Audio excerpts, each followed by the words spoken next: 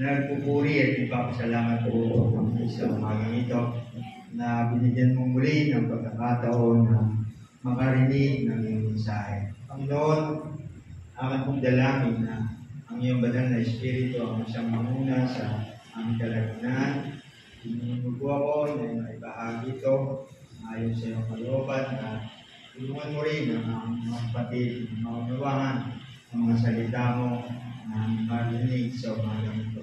Ang dalangin ko po, O Diyos, ikaw ang siyang maluwalhati at maitaas sa umagang ito. Ito po ang aming dalangin sa pangalan ni Jesus. Amen. So, isang magandang umaga po sa lahat. So, maaaring masaya po ba kayo? Amen. So, kung tayo po ay nakikinig ng mga balita, ay marami mga pangyayari tayong mga naganap hindi lang sa ating bansa, hindi sa ibang bansa. So, nandun yung malakas na lindol at nandun yung ingay na politika sa ating bansa dahil malapit na yung eleksyon at ang pinaka-latest yung away sa kalsada. So, pamilyar tayo sa mga nangyayari at titingnan natin napakadaming problema natin kinakaharap. At kung iisipin natin, paano ba tayo magiging matatag dito?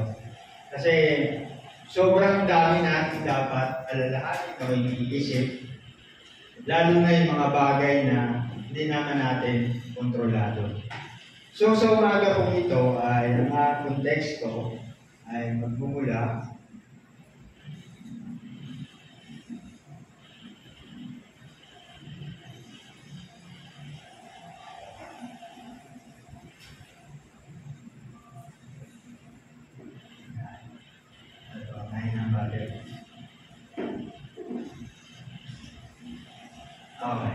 So, ang text po natin ay magmumula sa Awit, chapter 190, verses 71 to 72. Sabi po dito, sa akin ay nakabuti ang parusang iyong dulot. Pagkat aking naunawa, mahalaga ang iyong utos. Higit pa sa gintot tila nitong buong sanlibutan. Ang mabuting idudulot ng bigay mong kautusan. Puri ng Diyos sa pagkabasa ng kanya mga salita. Ito po sa ating binasa ay na-acknowledge po ng psalmist na kahit yung mga problema o yung affliction ay mahirap, mga dinaranas natin suffering, ito ay magbibigay pa rin ng positibo na karanasan natin patungo doon sa malalim na pagkaunawa at yung appreciation natin sa salita ng Diyos. Kapag natutunan natin na sumunod, nandun yung malalim nating relasyon sa Diyos. At kung titingnan natin yung verse 72, dinigyan ng emphasis doon yung value ng utos ng Diyos. Kumpara doon sa material wealth natin.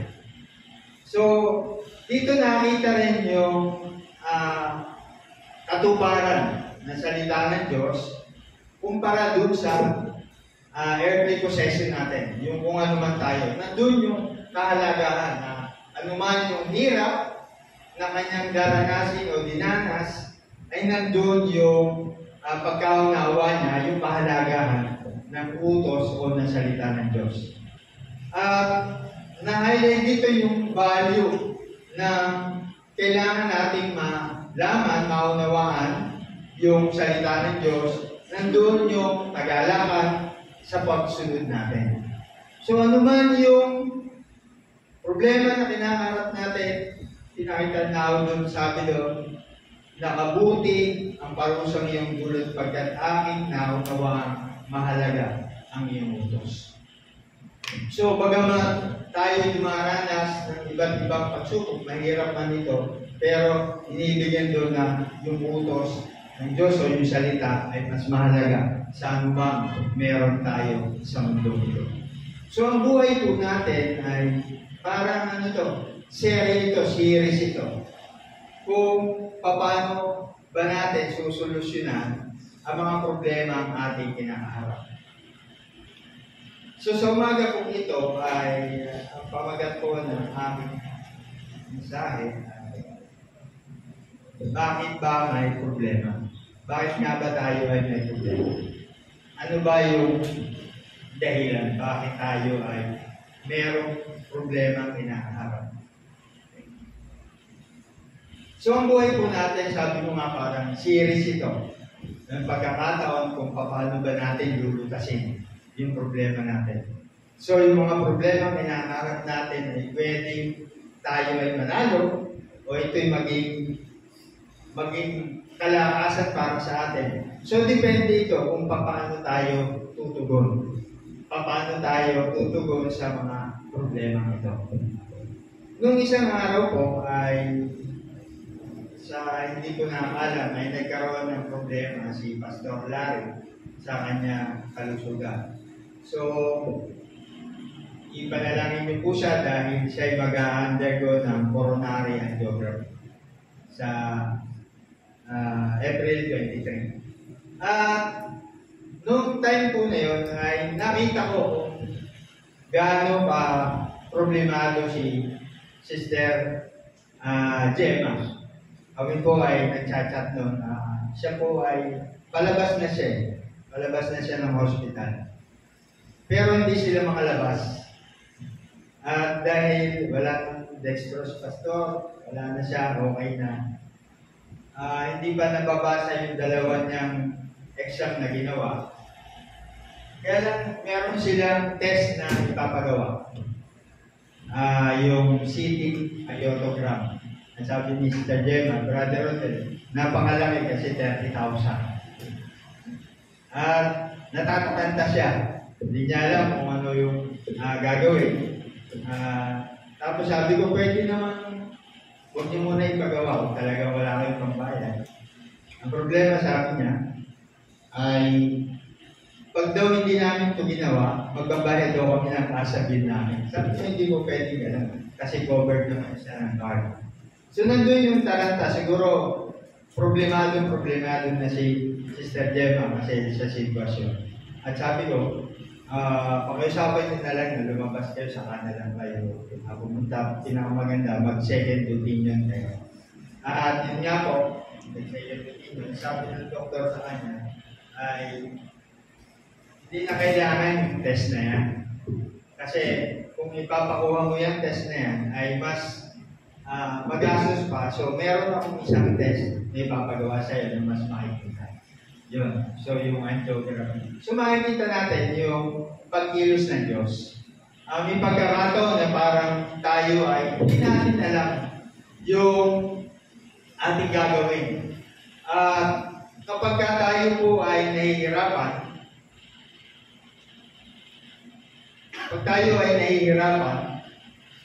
sa mga problema, minsan ay pabigla-bigla tayo. Hindi natin alam kung ano yung ating gagawin. Ito yung magiging dahilan kung bakit natin hindi magagawa yung tamang desisyon. So, tingnan po natin, ano ba yung nais ng Diyos? Bakit tayo lumaranas nito? Meron po akong 5 punto na ating pong pag-usapan. So, makikita po natin na yung problema kapag alam natin na likod ka ng Diyos, ikaw ay tapat, pero dumaranas ng problema. Maalala natin, si Job ay tapat, righteous, pero dumaranas siya ng problema. Ibang problema naman, yung kapag ito ay dahilan ng ating kasalanan, yung consequence sa ginawa natin. O, iba po yun. So, tingnan natin, ano ba yung ginagamit ng Diyos sa problema natin? Ito po.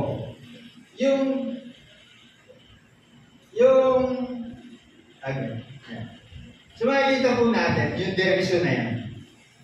Napakahalaga po niyan ng direksyon para hindi tayo maligaw.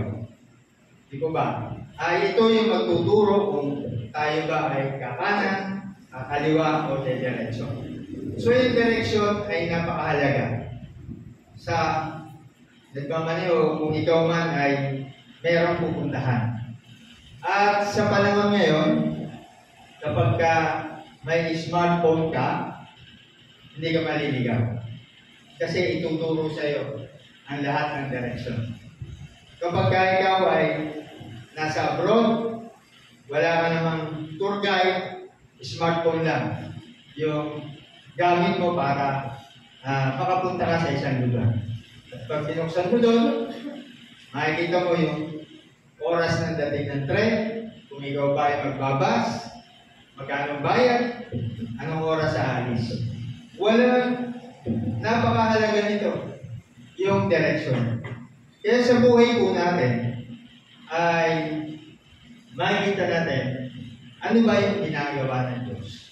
Una, yun nga pong una ay para tayo ay bigyan ng direksyon. I-guide tayo. Ginagamit ito ng Diyos para tayo ay itama. Minsan, ang Diyos po ay parang pinapainit tayo, pinapaloob, tinatapik para tayo ay magkaroon ng tamang direksyon. Kasi baka ang pinupuntahan na natin ay mali. So kapag tayo ay nasa maling ginagawa na, ang Diyos ay gagawa ng paraan para tayo ay itama. Para anak, mali na yung pinatutunguhan mo. Dito ka dapat. At ito po ay mahalaga. Minsan sabi natin, tinatapik tayo ng Diyos. So okay lang na tinatapik, minsan pinapalo. Minsan yung palo ay masakit, minsan ay hindi. Pero ito yung tamang ginagawa para tayo ay bigyan ng tamang direksyon sa buhay natin. So, sabi po sa Kawikaan chapter 20, verse 30, sabi po doon, ang hampas na lumalatay ay lumilinis ng kasamaan at ang palong nadaramay humuhugas sa kalooban. Sometimes it takes a painful experience to make us change. Yung mga experience natin na masasakit, ito yung nagiging daan para tayo ay magbago. Dito sa ating binasa, kahit ito ay masakit, pero ito yung makakatulong sa atin para malinis, ma-purify yung karakter natin. Yung karakter natin para doon sa isang inner transformation. Kasi kung tayo ay naliligaw, napakahalaga na tayo ay magkaroon ng transformation sa atin. So kahit ito ay nangangahulugan ng pain, discomfort, pero nandun pa rin na ito yung magiging daan para tanggalin yung maling ginagawa natin at ma-purify yung heart natin. Yung puso natin ay malinis. So ang isang dapat natin gawin, apply natin dito, yung guidance. Yung paghingi natin ng guidance sa Lord, sa ating Diyos, para tayo ay bigyan ng tamang direksyon.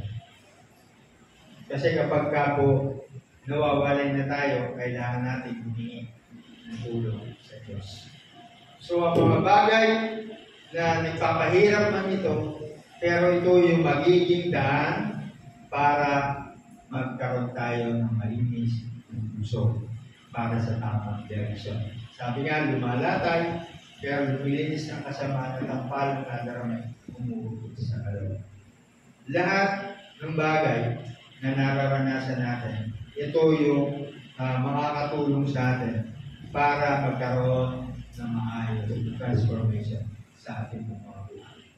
Sabi po sa Hebrews chapter 12, verse 10, Sa loob ng maikling panahon, dinidisiplina tayo ng ating mga magulang para sa ating kabubuti. Gayun din naman, itinutuwid tayo ng Diyos sa ikabubuti natin upang tayo maging banal at tulad niya. So, alam po natin yung ating mga magulang, yung earthly fathers natin. Ito yung nagdidisiplina sa atin. Ito yung nagbibigay sa atin ng tamang payo. Pero tandaan po natin na yung disiplina nila ay merong short period lang. Ito ay nakabase lang doon sa kanilang judgment. Pero kapag yung Diyos ang nagdisiplina, so nandun yung ultimate good na talagang pwede mangyayari ito para ma-share natin yung kanyang kapanalan. So yung ating mga magulang ay meron lang, limited lang.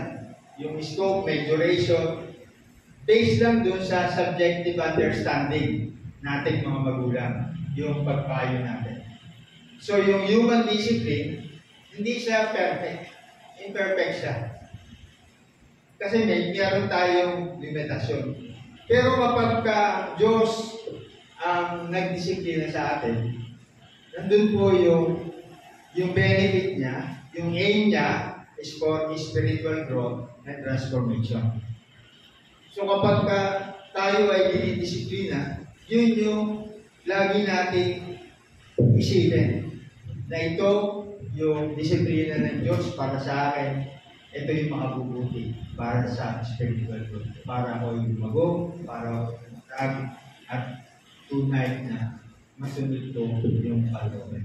Kaya minsan kapag tayo ay nakaranas, isipin natin na ang lahat ng ito ay merong layunin.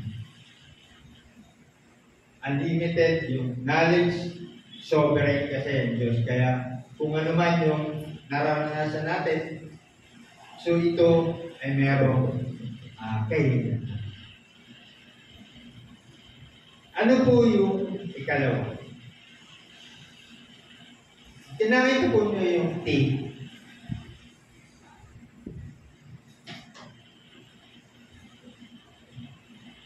Pagka po, ano mang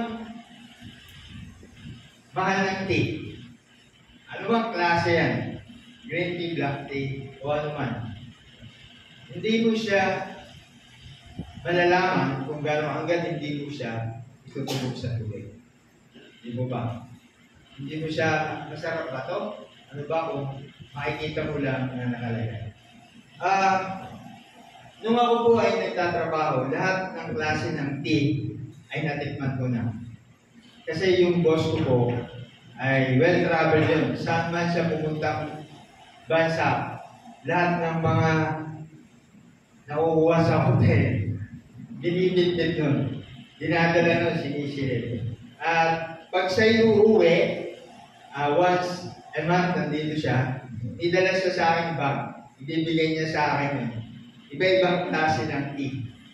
Minsan may mga cake, iba sa lahat ng tea, kape, nandun. Kaya nakakaipon ako dami ng tea. Pero yun, ano mang bahal noon, saan man galing, kung hindi natin siya itutubo, hindi natin malalasahan. Hindi po ba? So, ganun din po ang ating Diyos. Gumagamit ang Diyos na ginagamit na yung mga problema para siya sa atin. Tingnan tayo. Inspect tayo.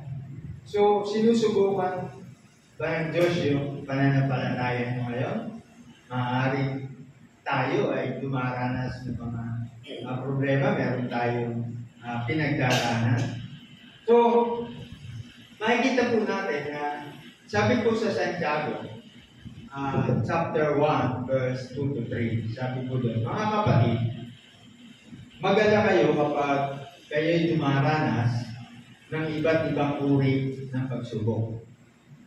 Dapat ninyong malaman na nagiging matatag ang inyong pananampalataya sa pamamagitan ng mga pagsubok. Dito po ay hindi sinasabi ni Santiago na madali yung trials, yung pagsubok. Kundi dito pinapakita niya na dapat makita natin na yung anumang pagsubok ito ay magiging isang oportunidad para sa ating paglago at para sa pagpapalakas at pagpapatibay ng ating pananampalataya. Di niya sinasabi na madali. Ngunit yun yung kanyang layunin. So, ang pagsubok po ay dumarating sa iba-ibang paraan. At hindi natin ito may iwasan. At dito po ay binibigyan niya na yung mga pagsubok natin, yung test na binibigay ng Panginoon, ito yung magpapatibay sa pananampalataya ng bawat isa. Yung spiritual growth, yun yung nais niya bigay dito sa atin. Hindi niya sinasabi na embrace natin, akapin natin yung mga suffering, kundi binibigyan niya halaga na kailangan nating matutunan na magtiwala tayo sa Diyos. Merong pagsubok, mahirap, pero ito yung pagkakataon na tayo ay dapat magtiwala sa Diyos.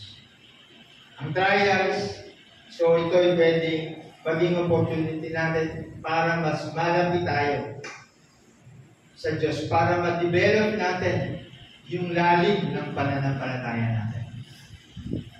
Para tayo ay ma-refine yung character natin. Ma-prepare tayo dun sa ultimate purpose ng Diyos sa buhay natin.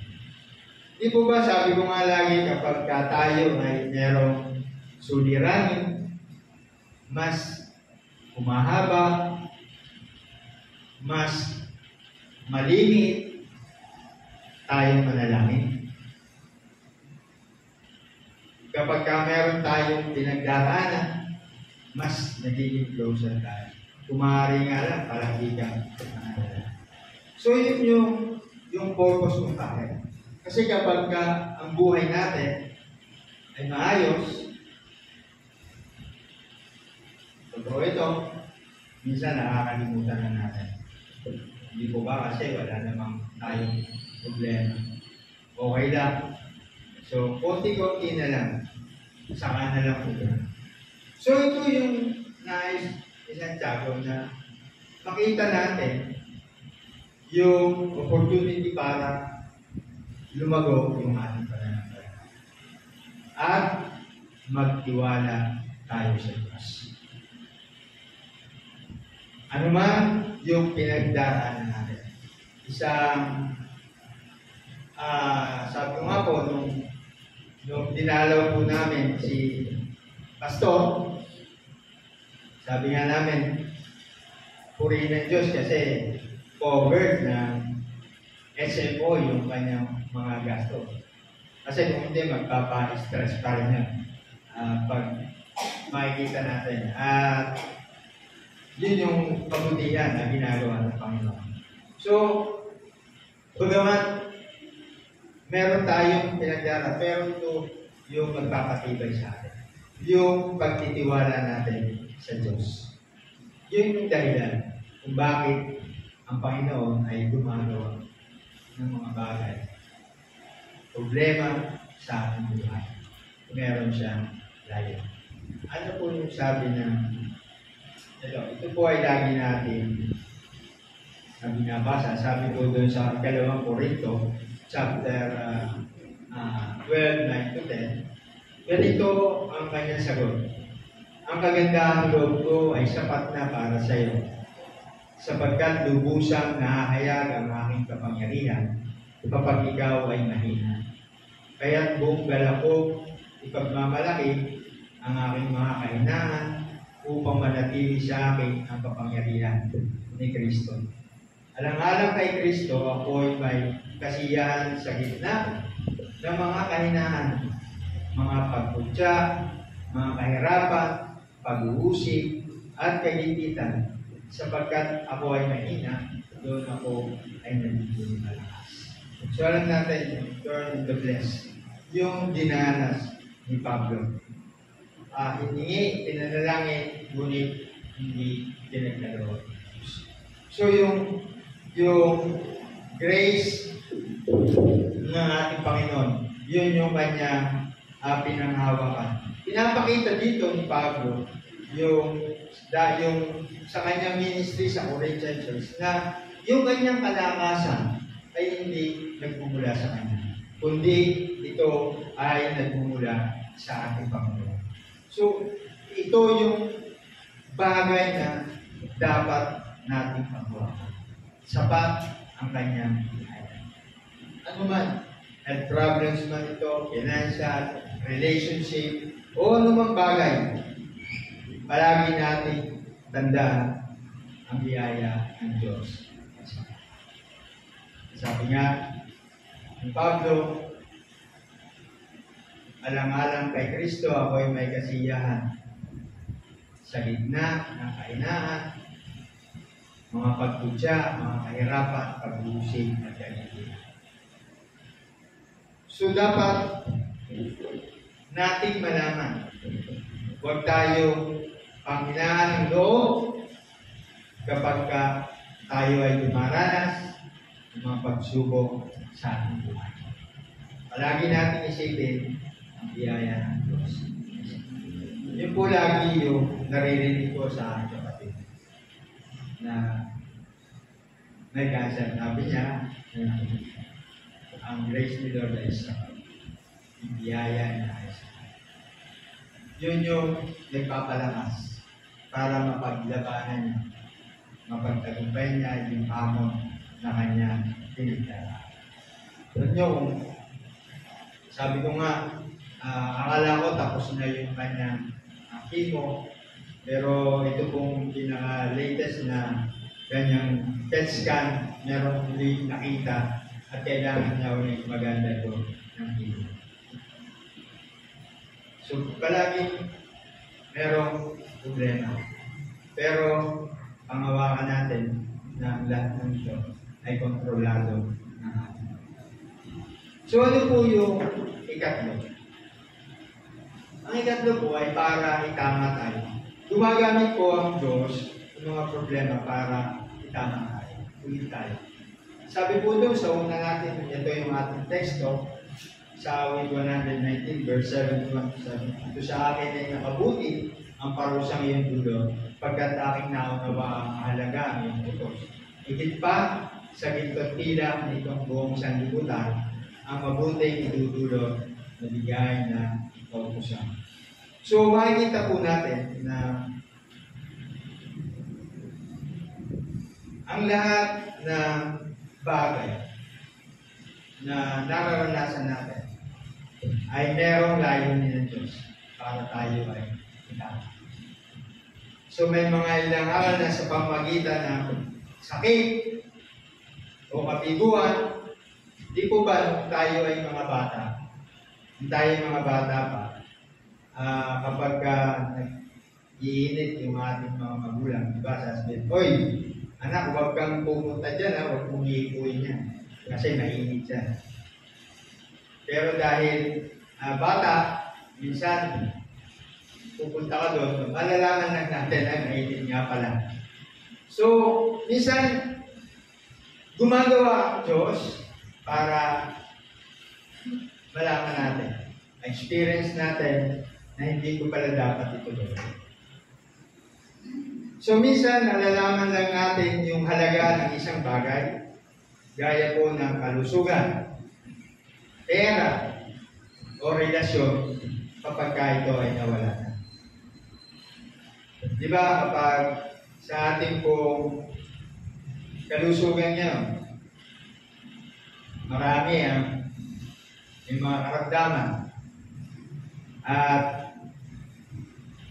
kahit sinasabi sa atin na bawal, pero ating ginagawa. So sasabihin natin, sana hindi ko na ito ginawa. Sana normal pa yung BP ko o sugar ko. Kasi daming diabetic dito. So, ipinapakita ng Panginoon to, na minsan, kailangan natin maranasan yun para na-realize natin. So, yung relasyon, di ba? Kapag nawala yung mga mahal natin sa buhay, sinasabi natin, sana dapat buhay pa, minahal ko na siya, sana buhay pa siya, dapat na-share ko na siya ng salita ng Diyos. Kumbaga, dumarating lang yung punto, na-realize lang natin yung kahalagahan kapag wala na yung isang bagay.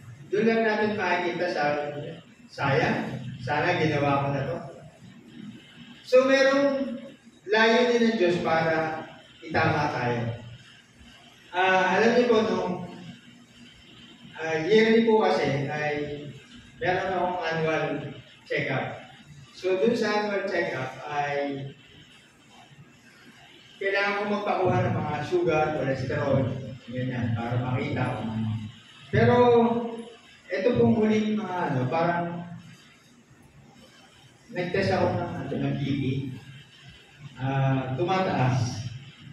Sabi ng pamangkin ko, magawa ka ng isang linggo, umaga, hapon, para makita mo kung tumataas na.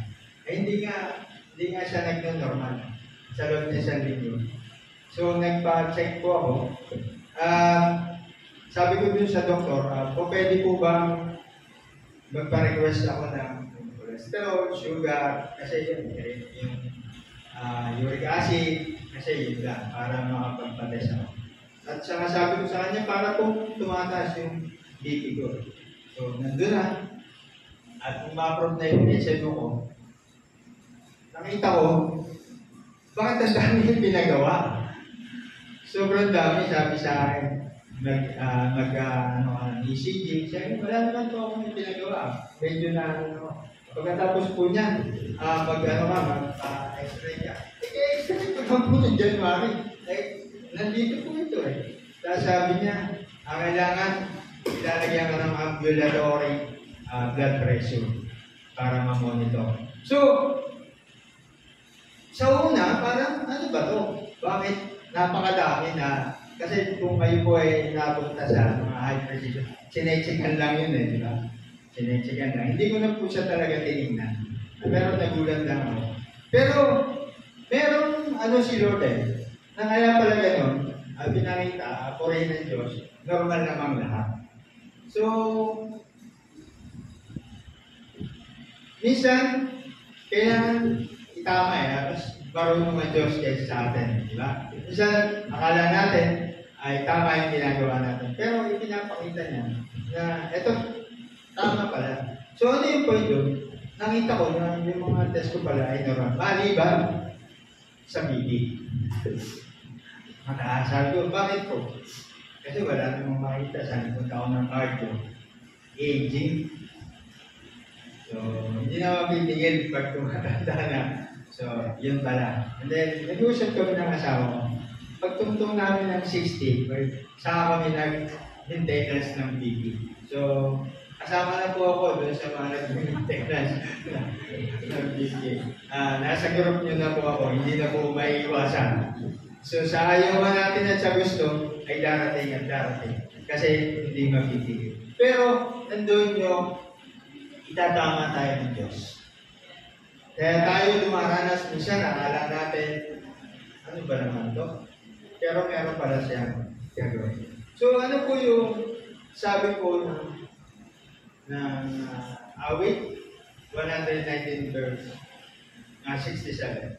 Sabi ko doon, ang sariling dati-rati namumuhay ng baloktot nang ako ay parusahan, salita mo sinunod. So dito, in-acknowledge ng psalmist na bago pa siya makaranas siya ng paghihirap, suffering, ay siya ay taliwas sa nais ng Diyos. Yung kanyang tinataka ay mali. At kaya maaaring dahil siya ay walang ingat o dahil sa ignorante siya na ito ay kasalanan, binigyan niya ng emphasis dito na yung affliction natin kahit ito ay mahirap, ito ay magbibigay sa atin ng commitment natin para mapanghawakan natin yung salita ng Diyos. At ito yung magbibigay sa atin ng closer relationship sa Diyos. Kasi habang tayo ay nag-aaral ng salita ng Diyos, nagbabasa, ay doon natin makikita yung totoong plano at nais ng Diyos sa buhay natin. So, yung affliction, ito yung catalyst para sa spiritual growth natin. At tayo ay bumalik doon sa nais ng Diyos na naamin natin. So, itong verse na to ay nagbibigay sa ating babala na okay, yung mahirap yung buhay, pero dapat ang tatahangin natin yung tamang landasin ng nais ng Diyos. So, yung katotohanan, yung grace ng Lord, maalaman natin yung lesson, anumang aral through our trials. Dapat yung mga pagsubok na naranasan natin, meron tayong makukuha aral doon. Ito yung magpapabago sa atin, ito yung magbibigay sa atin para tahangin natin yung tamang landasin na nais niya sa atin. So, ano po yung ika-4? Para protektahan tayo. Gumagamit ang Diyos mga problema para protektahan tayo. So, isa pong problema, minsan akala natin ay malaking problema, pero minsan sabi nga blessing in this case pala ito. Kaya pala ito nangyari sa akin. So, ito yung kumbaga parang seryoso, pero meron pala siyang plano. Meron pong isang tao na siyang manggagawa. Nabasa ko po ito. Siya siyang manggagawa at siya po ay matagal na sa isang company. Ngunit siya po ay tinanggal sa isang kumpanya. Sa hindi niya malamang dahilan, ay siya ay nalis at siya ay nalulungkot. Ngunit, pagkalipas ng ilang panahon, ay nalaman niya na yung kumpanya pala na pinapasukan niya ay gumagawa ng mga hindi tama. At itong kumpanya na ito ay nahuli sila. At nagkaroon ng kaso yung management at yung ibang staff. And then na-realize niya, kaya pala ako natanggal ay prinotektahan ako ng Diyos para hindi ako mapasa. Di po ba meron tayong pagkakataon na akala natin grabe pero pinoprotekta pala tayo. Meron pang isa po, halimbawa, meron pong isang empleyado na siya po ay magpapagas sa isang gasoline station gabi, tapos ang gagamitin niya card, hindi in-accept yung gasoline station yung card. So, konti yung kanyang laman, maaaring mag-empty na. Then, umuwi na lang siya kasi wala nang choice. Then, hindi niya inaasahan, nakaharap po yung kotse. Pero, inireport niya, at nagulat siya dahil na-recover yung kotse. Kasi, naubusan ng gas. Lahat, si Lord minsan, yung ni Panginoon, iba eh. Ganun tayo sa buhay natin. Isa, ano ba naman ito, Panginoon? Bakit? Ito na naman. Pero meron siyang ituturo o itatama. Isa pang halimbawa, yung pong si Corrie ten Boom, isang survivor sa Holocaust, noong time ni Hitler. So sila ay noong time, diba, ang mga Jews noon ay pinapersecute. Siya po ay nasa isang kampo at siya ay nag-Bible study doon. Pero siya ay irita dahil sa dami ng garapata sa loob. Naka-experience po ba kayo na maraming garapata sa bahay? naranasan ko po yan. Kasi meron kaming aso na dahil summer po nun, ay nakawala siya. Grabe po talaga yung dami ng garapata. Pumapasok sa loob. Maliliit yan, di ba? Hindi ka magiging komportable. At yung ibinebenta ko, minsan pag karga ko, meron. Kasi nakakalat yan. So, ang ginawa ko, lahat na ng lason ginawa ko. Pero pagkakalinis, nandun pa rin. So, hindi siya komportable. Talagang mawawala yung ano mo sa araw na. So, pero ang binigay sa akin ay gamot. Pinainom ko ng gamot yung aso. Parang 800 isang tableta at ito ay nakaano sa katawan ng aso at mawawala. Nawala na. Ito, ano siya, hindi siya komportable. Bible study, maraming garapatan. At nung papasukin na sila ng mga Nazi German, para sila yung hindi makapasok yung mga sundalo. Kasi parang nag-i-release sa kapo pagkita nila. Then na-realize yung protection pala yun. Sovereign siya. Alam niya. So doon niya nakita na yung sagabal sa kanila, nakita niya yung wisdom ng mga. Na kaya pala nangyayari itong mga bagay meron pa lang yan. So kung tayo ay meron pinagdaraan, meron tayong mga suliranin o mga desisyon na gagawin, nakikita natin gumagawa ng paraan ng Diyos para nakita natin na ito pala yung plan. Sabi ko sa Genesis chapter 50 verse 20, sabi ko doon, masama nga yung ginawa sa akin, subalit pinahintulot iyon ng Diyos para sa kabutihan at dahil doon naligtas ang marami. So alam naman natin yung buhay ni Diyos. Alam natin yung kanyang karanasan, binenta, pinagbintangan, nakulong. Pero nandun pa rin kahit yung kanyang mga pinagdaraanan. Yung intention ng Diyos, yung plano niya, yung ability ng ating Panginoon na gawin yung mabuti para sa Kanya kahit dumanas siya ng hindi karapat-dapat niyang danasin, matinding pagsubok. Pero at the end of the day, yung kanyang buhay, nakita niya. Ito pala yung ultimate goal ng Diyos sa akin. So, si Joseph, yung response niya dito sa kanyang pinagdaraanan, yung kanyang maturity, yung faith, at yung ability niya na makita yung mga circumstansya na nangyari sa kanya, na yung plano pala ng Diyos ay mas malaki kaysa sa problema ng kanyang kailangan.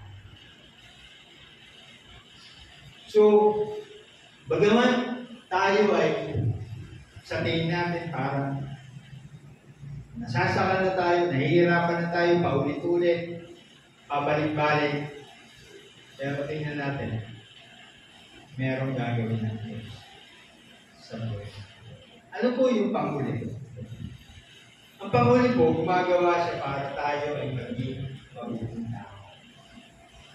Para ayusin niya yung buhay natin. Gumagamit ang Diyos para maging mabuti. Yun ang goal niya.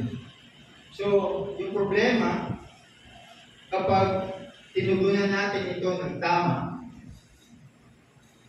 nagiging maayos yung karakter po natin.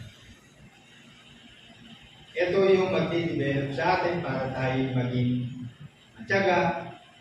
At ito yung mga bagay na magpapalakas, magpapatibay sa karakter natin bilang mga anak ng Diyos.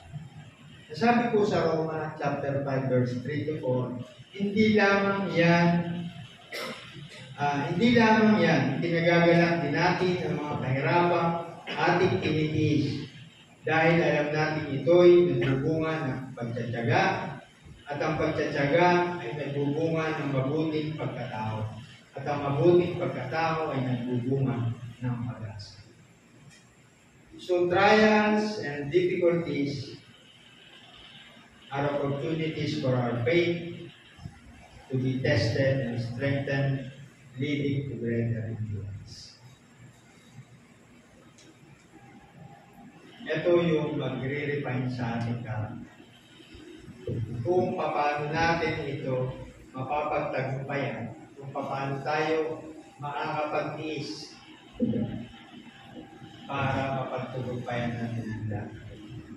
So yung pag-asa na meron tayo sa Diyos, na kung saan ito yung magpapatibay sa atin, magbibigay ng lakas sa atin, ito yung pag-asa natin. At hindi ito magdudulot ng kahihiyan, kundi kalwalhatian ng Diyos. Kapag tayo ay naging matagal, hindi tayo nainip, patuloy tayo na nananampalataya at nananalig, ito yung magpapatibay sa karakter natin. Tandaan po natin na ang ating pong Diyos ay mas interesado siya sa pagkatao natin, sa karakter natin, hindi doon sa comfort na nais natin. Yung relationship natin sa Diyos, yung karakter natin, ito yung dalawang bagay na magiging sandata natin para magkaroon tayo ng buhay na wala. Yung eternity na inaasal. Yung relationship natin, yung karakter natin. So kapag dumaranas tayo ng mga iba-ibang pagsubok sa ating buhay, tandaan po natin na meron tayong choice.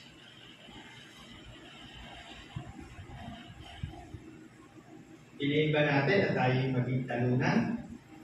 O tayo ay kung piliin natin para tayo ay idirekta ng Diyos, itama, i-correct, protektahan, at gawin tayo mabuti. Dalawa kong bagay na kailangan natin tandaan.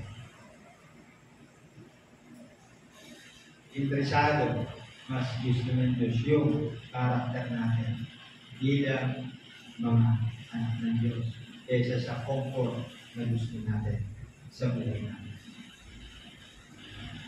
So lahat po tayo, iba-iba ang mga pinagdaraanan natin. Iba-iba yung estado natin. Ang tanong lamang po ay kung paano natin ito haharapin. Kung paano natin ito pagtatagumpayan. Pero tandaan po natin na ang lahat ng nangyayari sa buhay natin, lahat ng mga problemang dinaraanan natin, kapag tayo ay patuloy na nanampalataya, nagtiwala sa ating Diyos, magiging matagumpayan. Pagtatagumpayan natin, hindi dahil sa sarili nating lakas, talino o kaya, kundi ang biyaya po ng Diyos ay sapat para bigyan tayo ng kalakasan, sapat para bigyan tayo ng katatagan, sapat para tayo ay maituwid, sapat para tayo ay madala niya sa tamang landasin ng buhay natin. Ang Diyos kailanman ay hindi nagbabago. Ang Diyos kailanman ay hindi nagdingi para hindi tayo marinig.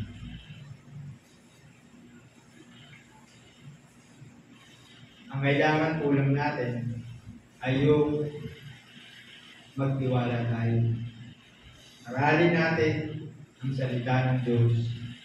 Paglilipag ating paggulay-gulayan para makita natin yung nais na talaga.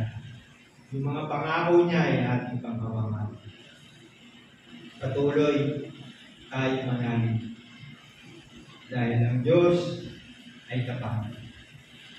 Ang Diyos kailanman po ay hindi magbabago. Tayo po ay manalangin. Panginoon, maraming salamat sa mga salita mo, Salamat dahil alam namin na ang mga pinagdaraanan namin ngayon ay meron kang layunin at hindi mo kami pababayaan. Salamat dahil sa kabila ng mga problema na aming kinakaharap, ikaw ay hindi nagbago. Panginoon, sa oras po na ito,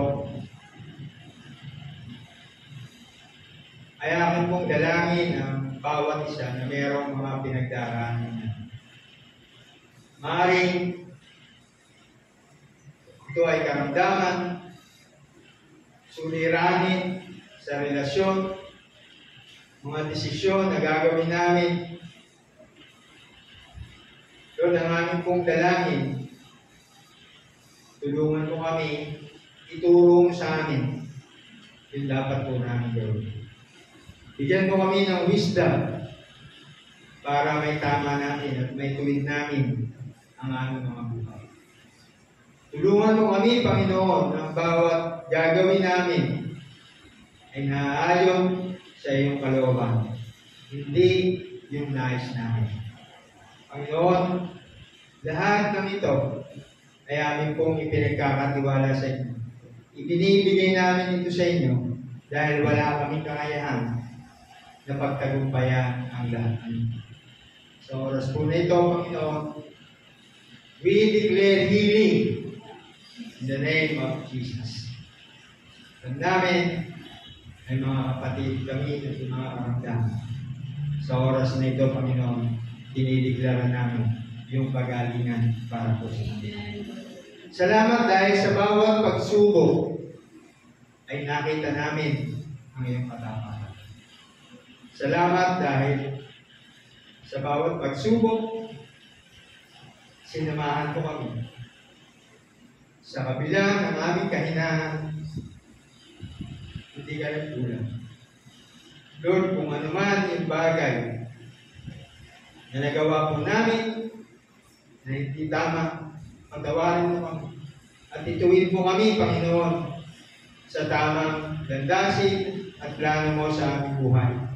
Lord, tulungan mo kami na higit sa lahat, ikaw ang uunahin namin. Wala. Dahil alam namin, kapag inunahan namin ng Diyos, lahat ng bagay na ayon sa iyong kalooban ay iyong pagkakaloob sa amin. Panginoon, sa umagang ito, marapat na ibalik namin sa inyo ang lahat ng papuri, ang lahat ng pasasalamat sa pangalan po ng iyong mahal na anak, si Jesus. Amen.